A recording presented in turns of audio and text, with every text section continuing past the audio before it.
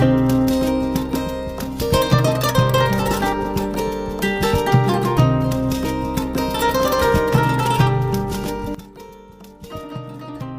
tɔgɔ ye Awa Mayiga, ne ye association d'assainissement présidente dɔ ye ni u bɛ a wele ko Segu ville propre. Ne ka welewelekan bɛ ka fɔ Segu n'a lamini bɛɛ denmisɛnnin ni maakɔrɔba.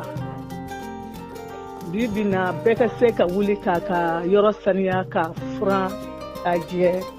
Hali n'i wulila k'i ka dalala furan, an ka dugu bɛ saniya a bɛ taa ɲɛ.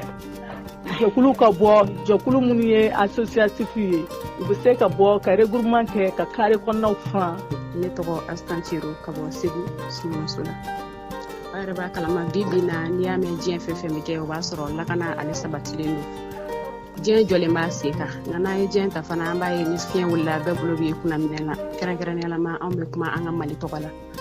Mali kɔnɔ yan bi haminako caman b'an na nka haminako jɔrɔ fɔlɔfɔlɔ o ye lakanabaliya ye. Lakanabaliya ale ɲɔ ɲɛnen bɛ kosɛbɛ o kama an ka finitigilakaw olu bɛ k'u seko ni u damayira bɛɛ kɛ.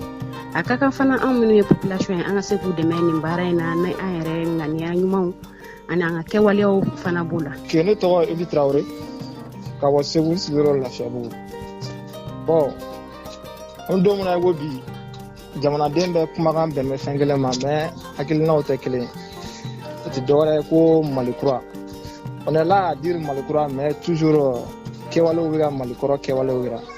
Bon fan dɔw fɛ n'an tagala jamana kɔnɔdenw b'a la fan dɔw fɛ bon i b'a ye politiciens ni transition ka bɛnbaliyaniw. O tɛ ɲɛ fo bɛɛ ka jɛ ka don kan kelen da kelen fɛ ka bɔ da kelen fɛ quoi. Ne tɔgɔ ye Lucien Danbele, ne bɛ Kolongo. Bon sisan an bɛ waati min na ko sisan tiɲɛ yɛrɛ la an ka jamana in bɛ ka taa taabolo min kan an bɛ fara ɲɔgɔn kan ka dugawu kɛ. N'o tɛ ɲɔgɔn faamubaliya damadɔ bɛ ka na n'i y'a jateminɛ ka se laïcité ko yɛrɛ yɔrɔ ma faamuyali ma sɔrɔ a la. Bon nouvelle constitution in kɔnɔna na faut que an b'a ɲini faso ɲɛmaaw fɛ u ka explication di mɔgɔw ma ani karamɔgɔw fana ka se ka ɲɔgɔn faamu kosɛbɛ.